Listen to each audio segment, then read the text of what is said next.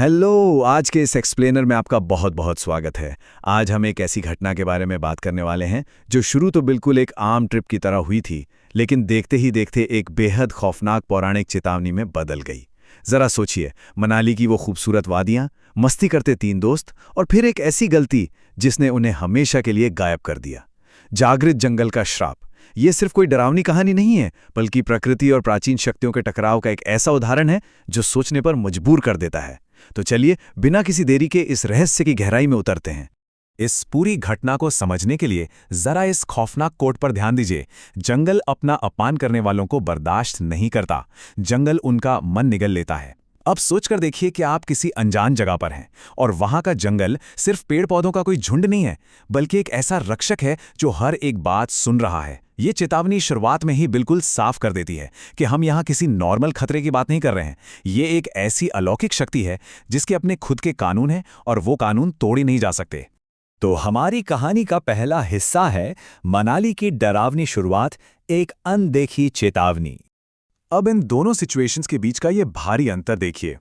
एक तरफ हमारे टूरिस्ट्स हैं अर्जुन, दिशा और तान्या, जो पहाड़ों की ठंड और एडवेंचर को लेकर सुपर एक्साइटेड थे, खूब हंस खेल रहे थे। लेकिन दूसरी तरफ मनाली के उस जंगल की असलियत कुछ और ही थी। वहां हवा में एक अजीब सी चुभने वाली कच्ची ठंड थी।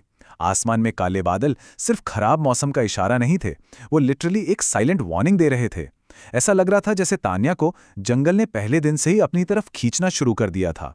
और अक्सर ऐसा ही होता है ना, इंसान अपनी मस्ती में प्रकृति के इतने साफ इशारों को पूरी तरह से इग्नोर कर देता है।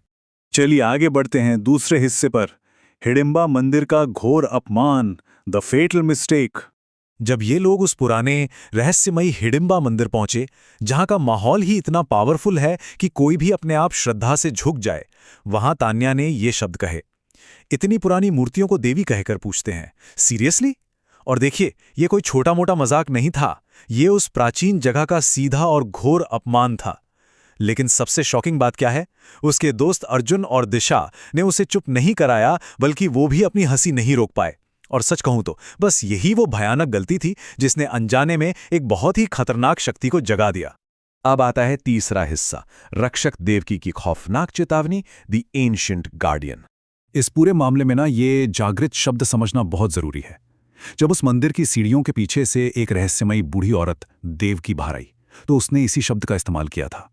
जागृत का मतलब होता है एक ऐसा पवित्र स्थान जहां देवी देवताओं की शक्ति और उनकी सालों पुरानी तपस्या आज भी एक्टिव है, बिल्कुल जिंदा और सतर्क है।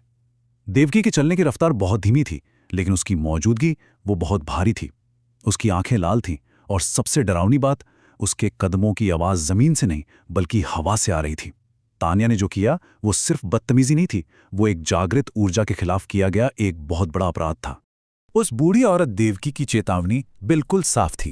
उसने तान्या की आंखों में सीधा देखते हुए कहा, अगर देवी का अपमान हुआ तो विश्वास रख बेटी, तू इन जंगलों से कभी लौटकर नहीं जा पाएगी। ये क्लियर अल्टीमेटम था कि हिडिंबा देवी का वो वन अपना अपमान कभी नहीं सहता। लेकिन इंसान का अहंकार भी तो देखिए। तान्या ने इसे सिर्फ ये सोचकर टाल दिया कि ये तो लोकल लोगों का टूरिस्ट को डराने का कोई पुराना तरीका है। मतलब ये मानवीय अहंकार और एक प्राचीन क्रोध के बीच की सीधी टक्कर थी। कहानी का चौथा और सबसे डरावना मोड़, रात के 2:30 बजे, द सुपरनैचुरल एस्केलेशन। रात के उस पहर जो हुआ वो सच में रोंगटे खड़े कर देने वाला था। जब अर्जुन और दिशा किसी तरह तान्या के कमरे में पहुंचे तो वहां तान्या तो थी, पर वो तान्या नहीं लग रही थी। उसका चेहरा बिल्कुल नीला पड़ चुका था, आंखें एकदम कोयले जैसी काली हो गई थीं। उसके बाल हवा में ऐसे उड़ रहे थे जैसे किसी अदृश्य शक्ति ने उन्हें जकड़ रखा हो। और सबसे खौफनाक चीज थी उसके शरीर से आने वाली आवाजें। उसकी हड्डियां ऐसे चटक रही थीं जैसे कोई सूखी टहनियां टूट रही हों। तान्या का अपनी बॉडी पर कोई कंट्रोल नहीं बचा था, वो अब पूरी तरह से उस वन की आत्मा के कब्जे में थी। ये सब कुछ इतने तेजी से हुआ कि किसी को सोचने का मौका ही नहीं मिला। जरा इस टाइमलाइन को देखिए। रात के ठीक 2:30 बजे होटल में एक भयानक चीख गूंजती है। फिर अचानक खिड़की का कांच टूटता है और वो कब्जे में आई हुई तान्या अंधेरे में बाहर छलांग लगा देती है। अर्जुन और दिशा उसके पीछे भागते हैं, लेकिन वो जंगल अब बिल्कुल बदल चुका था। हवाएं भेड़ियों की तरह खौफनाक आवाज कर रही थीं और ऐसा लग रहा था जैसे पेड़ खुद आगे आकर रास्ता रोक रहे हों। और फाइनली तान्या भागते हुए उसी प्राचीन हिडिंबा मंदिर में घुस जाती है, जिसके दरवाजे अपने आप खुलते हैं और वो उस घने अंधेरे में गायब हो जाती है। वो जंगल अब लिटरली जिंदा हो चुका था। अब आते हैं 5वें हिस्से पर, जंगल और आत्मा का क्रोध, प्रकोप का सामना। अर्जुन और दिशा हिम्मत करके किसी तरह मंदिर के अंदर तो पहुंच जाते हैं, लेकिन अब वो जगह कोई धार्मिक स्थल नहीं लग रही थी। दीवारों से अजीब सी नमी रीस रही थी और ऐसा लग रहा था जैसे अंधेरा लिटरली उनके पीछे सांस ले रहा हो। मंदिर के ठीक बीचों बीच तान्या खड़ी थी, लेकिन अब उसका चेहरा बहुत ही भयानक तरीके से बदल चुका था। मांस खिंच रहा था, गाल अंदर की तरफ धंस गए थे और फिर अचानक एक आवाज गूंजी, मैंने कहा था ये स्थान जागृत है। और यकीन मानिए, ये तान्या की आवाज बिल्कुल नहीं थी। ये इतनी भारी और मेटालिक आवाज थी जैसे किसी ने लोहे को पत्थर पर घसीटा हो। सुबह जो चेतावनी मिली थी वो अब एक साक्षात खौफनाक रूप लेकर उनके सामने खड़ी थी। उस जागृत शक्ति ने जो दंड दिया वो देखकर किसी की भी रूह कांप जाए। तान्या, जो अब सिर्फ एक जरिया बन चुकी थी, उसने बिजली की तेजी से दिशा की गर्दन बिल्कुल किसी गुड़िया की तरह मरोड़ दी और उसे जोर से एक पत्थर पर दे मारा। दिशा ने वहीं दम तोड़ दिया। लेकिन बात यहीं खत्म नहीं हुई। इसके तुरंत बाद उस अलौकिक शक्ति ने तान्या को उसके ही हाथों से सजा दी। तान्या ने खुद अपना सिर मंदिर के उस पत्थर के खंभे पर इतनी जोर से मारा कि उसकी भी वही मौत हो गई। मतलब प्रकृति ने अपना न्याय करने के लिए उन्हीं के हाथों का इस्तेमाल किया। और अब कहानी का आखिरी और छठा हिस्सा, मौन रहने की भयानक सजा, the cost of complicity.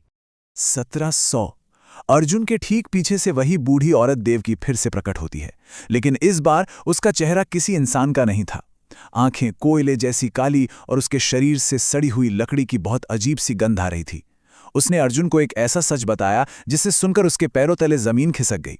Devaki कोई आम इंसान नहीं थी, वो हिडिंबा देवी की तपस्थली की रक्षक आत्मा थी। देवी ने उसे यह वरदान दिया था और वो पिछले 1700 सालों से, जी हां 1700 सालों से उस जंगल की सीमा पर पहरा दे रही थी। जरा सोचिए, 1700 सालों का क्रोध। ये कोई साधारण भूत प्रेत नहीं था, ये समय जितनी ही पुरानी एक खौफनाक शक्ति थी। अर्जुन फूट फूट कर रोने लगा। उसने गिड़गिड़ाते हुए कहा कि उसे लगा तान्या सिर्फ एक मजाक कर रही थी, लेकिन देवकी के शब्द पूरे मंदिर में गूंज उठे। और यही तुम्हारा पाप है, जो अपमान को देखकर भी चुप रहे, उनका भी वही भाग्य होता है। सच कहूं तो यही इस पूरे एक्सप्लेनर का सबसे बड़ा टेकअवे है। देखिए, अर्जुन ने खुद सीधे तौर पर कोई अपमान नहीं किया था, लेकिन जब उसके सामने गलत हो रहा था तो वो चुप रहा और हंसा। देवकी का फैसला एकदम साफ था, गलत करने वाला और गलत होते देखकर चुप रहने वाला दोनों बराबर के अपराधी हैं। और बस इसी के साथ उस मंदिर के दरवाजे हमेशा के लिए बंद हो गए और अर्जुन की चीखें उन पहाड़ों में कहीं दबन हो गई। अगली सुबह का जो नज़ारा था वो और भी ज्यादा शॉकिंग था।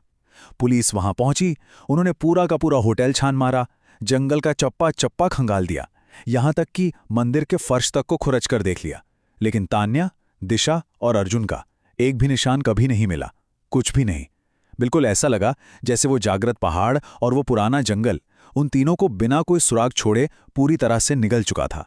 तो अंत में एक बहुत ही गहरा सवाल हमारे सामने आता है, क्या गलत होते देखकर भी मौन रहना उस अपमान में भागीदार होना है? ये सिर्फ एक थ्रिलर कहानी नहीं है, ये हमें याद दिलाती है कि अहंकार का परिणाम कितना भारी हो सकता है और चुप रहकर तमाशा देखने का अपराध बोध क्या होता है। जब आपके सामने कुछ गलत हो रहा हो तो क्या आपकी चुप्पी भी आपको उस अपराध का हिस्सा नहीं बना देती? इसी एक विचार के साथ आज का हमारा ये एक्सप्लेनर यहीं समाप्त होता है।